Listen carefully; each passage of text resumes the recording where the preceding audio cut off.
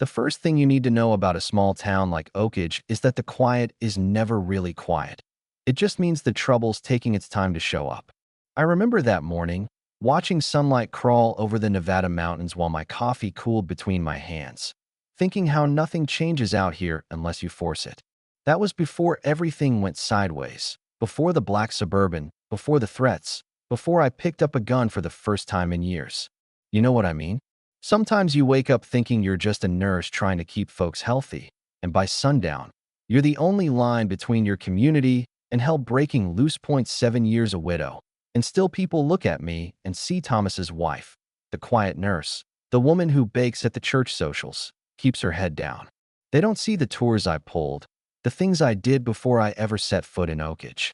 I built a life here, patched it together after I lost Thomas.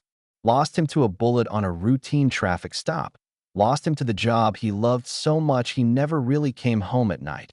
Not in his mind, not all of him. They handed me his badge and a folded flag and told me he didn't suffer, but you don't get over that.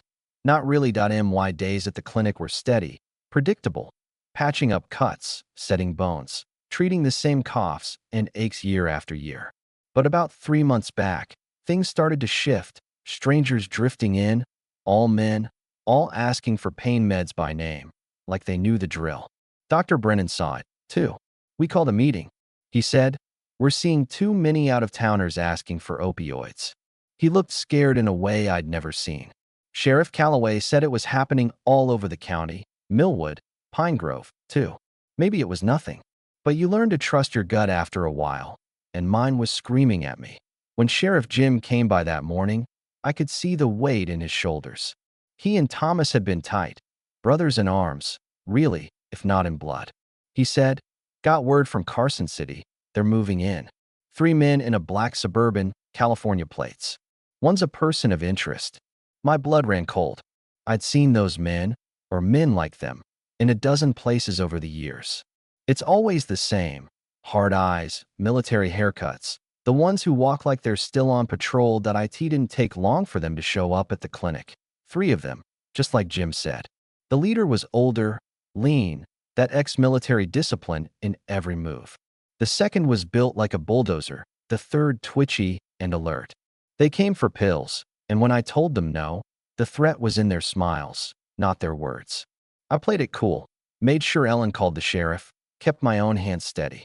But when they left, I knew it wasn't over. What nobody in Oakage knows, not even Jim, not even Thomas when he was alive, is that before nursing school, before I ever dreamed of a farmhouse in Nevada, I was a combat medic attached to a special operations unit. The Valkyries, they called us. We went places we weren't supposed to, did things nobody would believe if I told them. I learned then that sometimes you have to become the storm before it sweeps over you. Yeah, that happened. Sometimes you gotta be the bad news walking. That night, after they slashed my tires and left a note on my windshield, "Reconsider your position. We'll be back tomorrow." I knew the time for waiting was over. I called Rachel, the only Valkyrie I still trusted, the one who'd made it out and landed at the FBI before blowing out her knee and retiring to a quieter life. She answered with the old code, no questions. I said, "It's happening again." She was there before dawn. We set the house up, perimeter alarms, weapons cleaned and loaded. The place that had been my refuge for 7 years turned into a fortress overnight. "Ready for this?" Rachel asked, over a bottle of warm beer.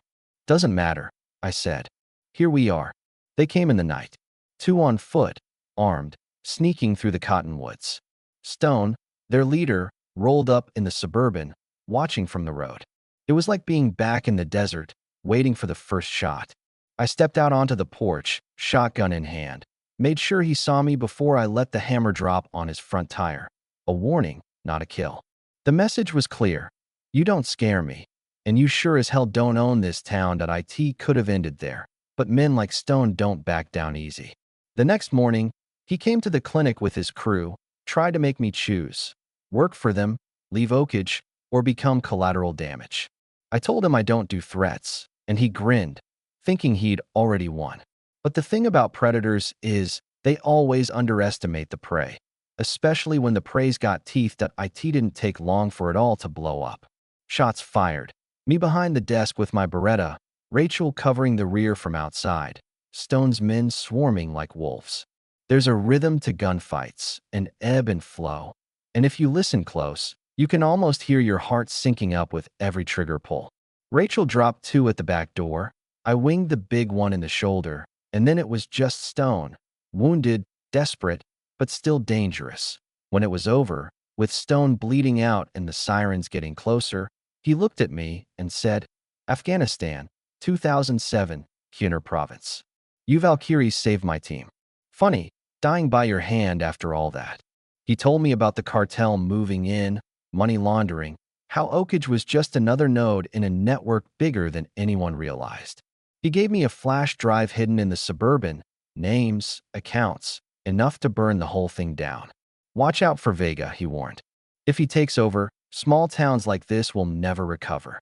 The cartel rolled in almost before Stone's body cooled, full tactical gear, more like a military unit than any street gang. Rachel and I had to crawl through a storm drain to get that flash drive, slipping past cartel gunmen, using old tricks we thought we'd never need again. I lost track of how many times I thought, this is it. This is where it ends. But we got out, met at the old Peterson barn, and called Jim. When he showed up, all sheriff and no friend at first, I told him the truth. About the Valkyries, about what I'd done before Oakage, about what was coming if we didn't act. He listened, like a good man does, and he believed me. Took the drive, promised to get it to the feds. Rachel wanted to split up, but I said no. Two ghosts together are harder to find than one alone. We prepped for the long haul, caches stashed out in the high desert, routes mapped and fallback points chosen. I watched Jim drive away with the evidence that could save Oakage, maybe save a dozen other towns just like it, and I knew life would never be the same. The nurse who made cookies for the church bake sale was gone. In her place stood a Valkyrie with a battered heart and a loaded gun, drawing a line in the Nevada sand. Some folks say you can't go home again, but maybe that's not the point. Maybe the point is making sure the home you found doesn't burn to the ground while you're still breathing. Tomorrow, Oakage might wake up to headlines, or maybe to nothing at all, just the wind and dust and the long memory of a town that refused to kneel. But for tonight, I've got my back to the wall and my eyes on the horizon, ready for whatever's coming next at us. So, what would you do if trouble parked itself at your front door and asked you to let it in? Would you fight, or would you run? Tell me down below, what does justice look like in a town where the law arrives 30 minutes late and sometimes not at all? And if you've ever had to choose between who you were and who you need to become, well, you know where I'm coming from. Let me know your thoughts, right, wrong, or somewhere in the dust between. This story ain't over, not by a long shot.